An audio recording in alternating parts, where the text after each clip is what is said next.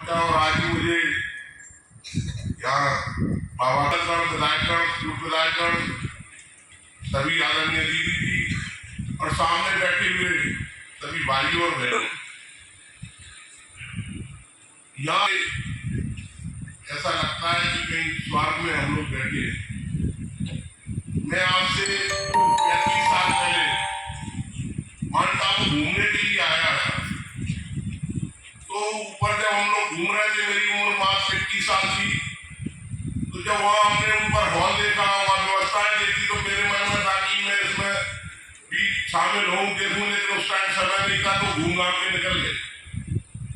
बाद में मेरे पिताजी भी विधायक थे, तो पापा मम्मी दोनों या 7 दिन वहाँ जो दीदी शिवपुरी में रहती है मध्य प्रदेश में, वो यहाँ लेके आई और उन्होंने 7 दिन यहाँ रुक करके जब यहाँ की अच्छाइयों का वर्णन किया, तो मेरे मन में भी बहुत दिन से उत्सुकता थी कि मेरा भी कभी नंबर आए, मैं भी वहाँ पहुंचूं। हमारे आदरणीय हरवीर जी रघुवंशी जी, उनकी जो पत्नी है वो यहाँ जुड़ी हुई है। जब उन्होंने मुझे बार बार प्रेरित किया और उनके इस कहने पर और मेरा रजिस्ट्रेशन करवाया, और आज विधायक तो मैं 2 बार से हूँ, लेकिन मुझे यहाँ आने का मौका, ऐसी प्रेरणा मिली और मैं यहाँ आया। आज का जो विषय है दीदी ने बहुत अच्छी तरीके से रखा कि नेता कैसे हो, राजनीतिक कैसे हो, लेकिन मैं एक छोटी सी बात ये कहना चाहूंगा, जब वो खुश रहेंगे, जब वो टेंशन में कम रहेंगे, तो अच्छे निर्णय कर पाएंगे। टेंशन क्यों होता है? टेंशन इस चीज का होता है कि अब मैं फिर से विधायक बन पाऊंगा कि नहीं, उसी टेंशन में और टेंशन बढ़ाता है। पहले 15 साल से मेहनत करता है, लोगों के नव के पेड़ छूता है, उनकी काम में आता है, उनकी सेवा करता है, इस दौड़ में कि कभी मुझे टिकट मिले। जैसे जैसे करके टिकट मिल जाता है तो और मेहनत करता है कि मैं जीत जाऊं, लेकिन जीतने के बाद में फिर इतना लोभ लालच देने वाले, चकाचौंध और हमारी तपस्या को भंग करने वाले काफी लोग आपके विरुद्ध आ जाते हैं। वो ऐसे ऐसे प्रलोभन देते हैं, ऐसे ऐसे चमत्कार बताते हैं कि आप उसमें फंस जाते हैं। जैसे मेनका वो साधु संतों को बता लेती थी ना कि आगे ले जा पाए, और उस चकाचौंध में वो जो सेवा के लिए आए थे वो भूल जाते। सेवा तो पहले ही कर रहे थे जब उनको ये परिणाम मिला, और फिर कहीं ना कहीं नशे में, कहीं ना कहीं 24 घंटा इस चिंता में ज्यादा इतना लोडेड हो जाती है, और इस चिंता में घुट घुट के टेंशन बढ़ा लेते हैं कि आगे मुझे फिर बनना। अरे भाई क्यों बनना है यार? आप अच्छा काम करें और इसके तरह काम करें, मुझे तो केवल सेवा करना है।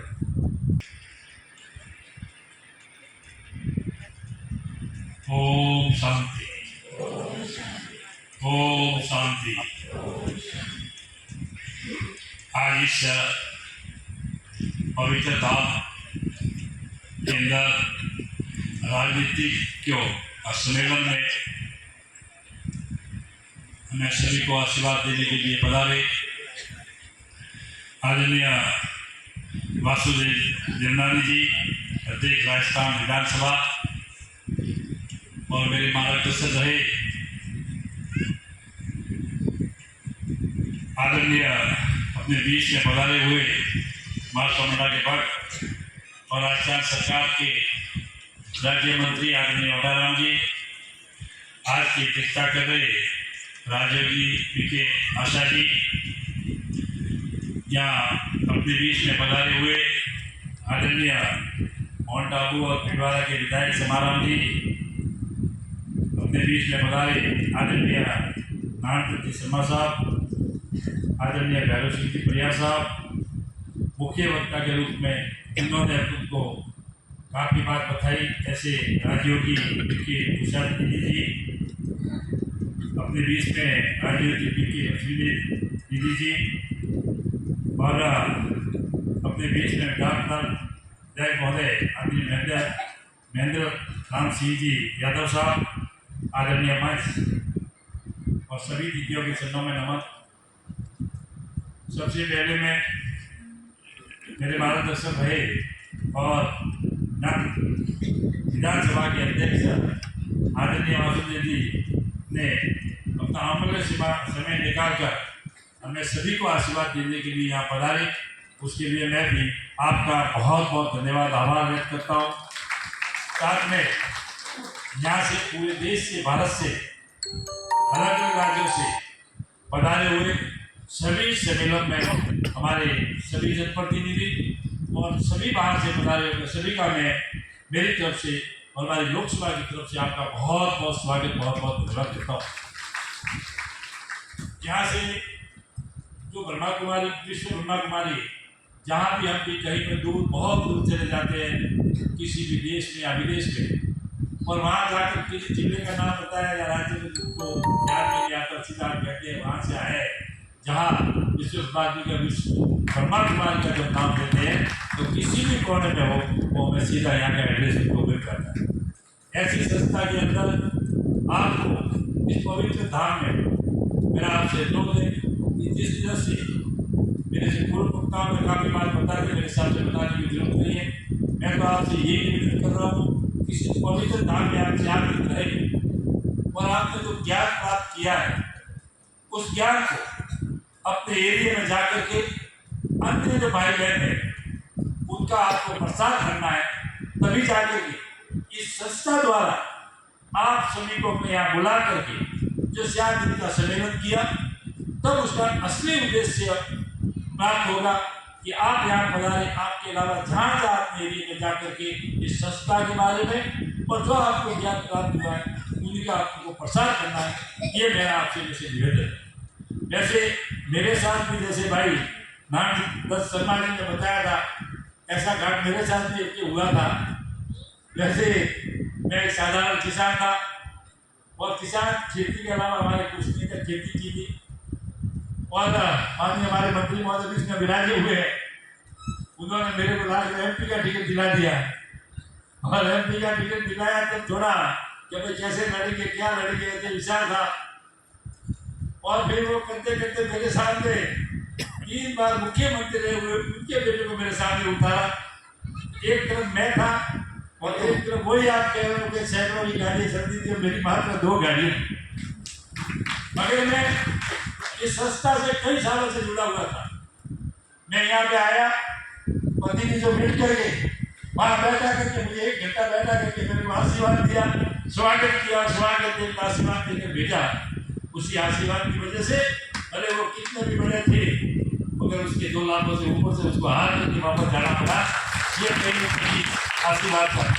तो मेरा तो आपसे एक ही निवेदन है कि आपने जो संस्कार प्राप्त किए और यहाँ पे अभी जिस तरह से मेरे वापस दोहराने के अभी समय अपने बीच में आदरणीय वासुदेव देवनानी साहब का मुझे सुनना है, और तो आपको एक बार मैं पुनः यही निवेदन करता हूँ कि श्याम जी ने जो प्राप्त किया है उसको अपने एरिया में जाकर अपने भाइयों को, बहनों को इसका प्रचार करना, इसका लाभ दूसरी को ये प्रसाद है। आपने श्याम जी ने जो प्रसाद दिए उसको ज़्यादा से ज़्यादा करना है। ओम शांति, ओम शांति।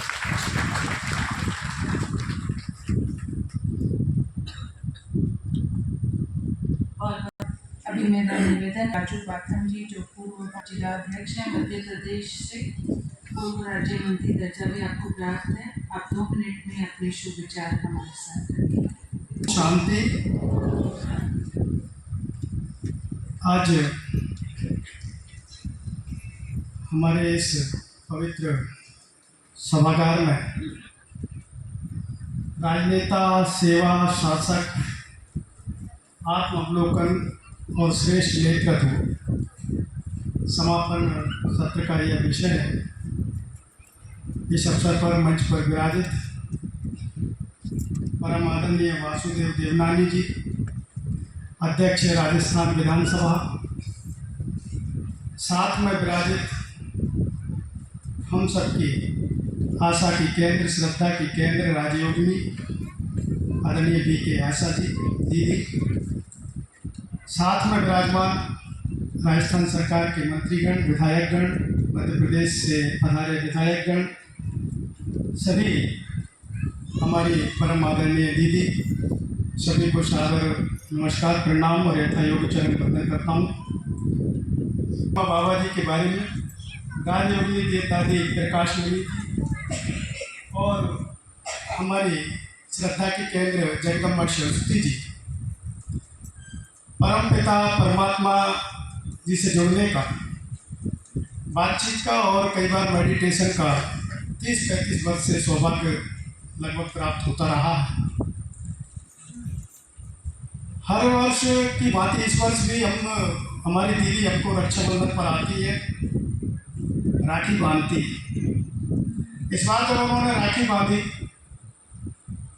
तो उन्होंने कहा एक कार्ड खींच लीजिए, तो मैंने एक कार्ड खींचा तो उसमें जो है लक्ष्मी नारायण जी भगवान जो हमारे सामने विराजित हैं उनका कार्ड मिला।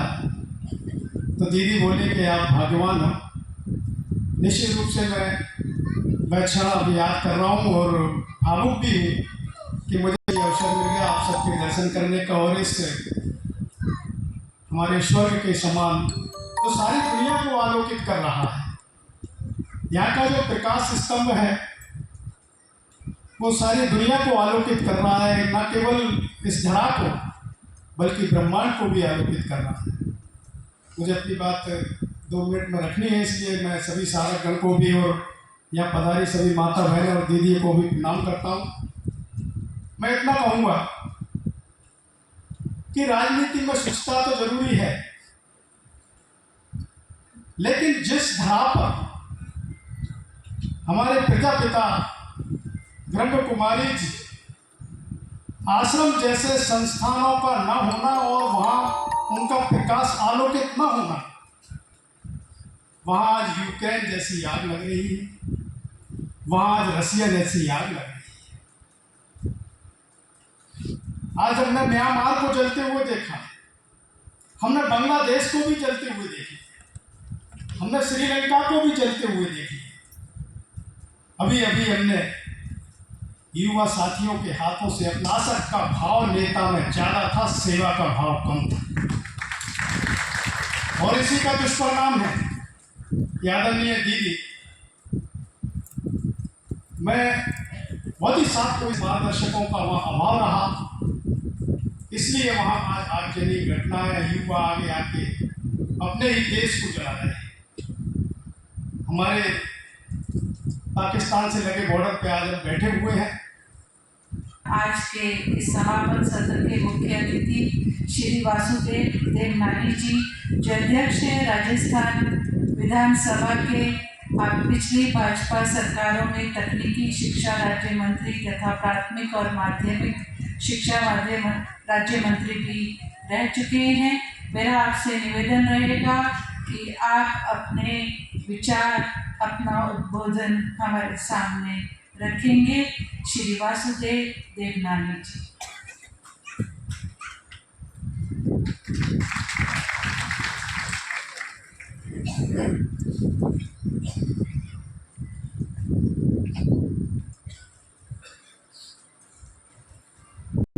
आज की इस गरिमामय कार्यक्रम में ब्रह्म कुमारी विश्वविद्यालय द्वारा आयोजित इस राजनीतियों के सम्मेलन में मंच पर विराजमान की अध्यक्षता कर रही राजयोगिनी के आचार्य, साथ में मुख्य वक्ता रही राजयोगिनी बीके उषा दीदी, और मंच पर विराजमान सभी राजनीतिक क्षेत्र में काम करने वाले मंत्री, विधायकगण, सांसदगण और सभी यहाँ उपस्थित मेरे भाइयों और बहन। आज का विषय वास्तव में रोचक है। इसमें ये जरूर बात प्रारंभ में जरूर आपने लिखा है सेवक या शासक। मैं इसको कहना चाहूँगा सेवक और शासक। उसमें अपन खुद के लिए तो शासक बने, जनता के लिए सेवक बने, क्योंकि दोनों के लिए यदि उल्टा हो गया, यदि हम स्वयं के लिए सेवा करते रहे तो फिर हम शासक रहे तो जनता हमको घर देती। इसीलिए मेरा मत है कि हम इस सच्चाई का गवाह जो है उसको याद करें, क्योंकि जब रोम में जूलियस सीजर ने जब लोकतंत्र को तानाशाही में बदला तो लोगों ने उनको रवाना कर दिया। भारत में भी जब इमरजेंसी आई और जब शासक के रूप में इंदिरा गांधी ने शासक बनने की कोशिश की तो जनता ने भी उनको रवाना किया। लेकिन जब जब हमने सेवा के भाव से राजनीति में आए तो जनता ने अपने सर पे बैठाया। यह केवल जनता का स्वभाव है, क्यों भारतीय संस्कृति में और कहा गया है सेवा परमो धर्म। तब धीरे धीरे उसको भूल गए और भूल करके हम जो वर्तमान राजनीति में लोग आते गए, उन्होंने सोचा कि हम राजनीति में केवल पैसा कमाने के लिए आए हैं या शासन करने के लिए आए। इस नाते ये विकृतियाँ बढ़ती गई और जब जनता देखती है कि हमारे कुछ नेता के विदेशी दौर कर रहे हैं, सैर सपाटे कर रहे हैं, तो युवा पीढ़ी के अंदर एक विद्रोह का भाव स्वाभाविक सा आ जाता है, जिसकी परिणति अब हमने देखी कि आपने चाहे नेपाल हो, चाहे बांग्लादेश हो, चाहे श्रीलंका हो, ये बात हमको दिखाई कि जनता हमको भले सामने न कहे जब शासन में हो, लेकिन वो सब कुछ समझ रही है, देख रही है। वह भाव कब उभरेगा इसका कोई समय का पता नहीं होता। ये सबसे पहले मैं राजनीति में आने वाले, चूंकि राजनीति के बैठे होंगे काफ़ी, ये मन में विचार करें मैं राजनीति में क्यों आया। जब उसका उद्देश्य सामने होगा तो फिर ये भाव अपने आप स्वतः समाधान हो जाए। मैं राजनीति में पैसा कमाने आया, राजनीति में कुछ अपने लाभ लेने के लिए आया हूँ, तो उसकी दिशा अलग। जब राजनीति में आया हुआ कोई व्यक्ति ये सोचेगा कि मैं सेवा के लिए आया हूँ, तो निश्चित रूप से उसमें कुछ न कुछ आपको बदलाव जरूर दिखेगा। और वैसे भी लोकतंत्र के अंदर जनता ही सबूत देती है, परिणाम से। उस नाते मैं आग्रह करूँगा कि हमको सबसे पहले राजनीति का विचार करना पड़ेगा, राज करने की नीति। और राज करने की नीति भारत में बहुत पुरानी रही है, और हमारी भारतीय संस्कृति में तो कभी भी राज का पद मांगना नहीं जाता। राम ने कभी भी ये नहीं कहा कि मुझे शासन किया। वह इसी लोकतांत्रिक पद्धति के अंदर दशरथ ने अपनी सभा में सबसे बड़ा किया, उस आधार पर उनको किया। और जब पिता ने इस तरह के वातावरण बना, आज्ञा मिली कि आपको जंगल जाना 14 वर्ष, शायद उन्होंने एक सेकंड नहीं सोचा। तो इस कारण से हमको इस राजनीति में ऐसा नहीं कि जो सभी राज्यों में शासक के रूप में आए, हमें दीनदयाल उपाध्याय का ध्यान होगा। अंत्योदय यानी अंतिम जीवन में कोई पहुंचने वाला उसकी सेवा करने का उन्होंने संकल्प लिया, उसके आधार पर। और जो मैं भी कभी राजनीति में आने का मेरा कभी कोई सोच भी नहीं बना, तो मैं कैसे आया आज तक मैं याद नहीं कर पा रहा। माई डेस्टिनेशन शायद आई एम इन पॉलिटिक्स। ये ठीक है, बचपन में राष्ट्रीय स्वयंसेवक संघ के साथ मेरा जुड़ाव रहा, स्वयंसेवक रहा, और शायद जब छोटे 10 वर्ष का तब से जाता था, और 30 साल तक सेवा के भाव से प्रांत में विद्यार्थी के नए युवकों में राष्ट्र का भाव जगे, इस नाते काम करता रहा। जब ऑर्गेनाइजेशन ने तय किया कि आपको राजनीति में जाना है, तो 2003 में जाते थे चुनाव। अभी भी कब कहते हैं, हमारे जब परिचय करते हैं, मैं इस पद पर हूँ, कोई कहता है मैं दायित्व है। जैसे भाव आया था मैं पद पर हूँ, इसका मतलब वह व्यक्ति कहीं न कहीं शासक के रूप में आ रहा है। ये जो कहे कि मुझे दायित्व दिया गया है, तो उनमें बहुत बड़ा फर्क है। इसे वातावरण कैसा है अपने को मिलता है, उसमें बहुत कुछ निर्भर करता है। जैसे अपन यहाँ पर आए, यहाँ पे देखिए शब्द कहा है, मैं तो स्कूलों में जाता हूँ विद्या भारती के, वहाँ पे भैया और बहन कहा जाता है। जैसे हम भैया और बहन कहेंगे, ये स्वामी विवेकानंद ने शिकागो में कह के सिद्ध कर दिया। वहाँ वातावरण था लेडीज एंड जेंटलमैन। जो लेडीज एंड जेंटलमैन की जगह ब्रदर्स एंड सिस्टर्स का भाव आया, सारा वातावरण पालने से ये यहाँ का वातावरण है। तो हर व्यक्ति किस वातावरण में काम करता है उसके मन पर फल होता है। स्वयं के शासक बनने की विधि ने बताई भी, मान इंद्रिया सब आते हैं उसको दोहरा नहीं। लेकिन जनता के बीच में जाए तो हम उस आधार पे बात करें। अब जैसे गांधी जी के बारे में कहा जाता है, गांधी ने भी राजनीति को सेवा का माना, तब एक इत्यादि धोती और रखी उन्होंने काम किया। ये लोग कहते हैं पैसे की राजनीति होती है, उनका सब लोग क्यों कहना मानते थे? वह त्याग का भाव हमेशा लोगों में भाव जागृत करता है, ये उसकी आदर्श है। मुझे ध्यान है कि संघ के जो परम पूज्य गुरु जी थे, उन्होंने कहा था राजनेता का सबसे पहले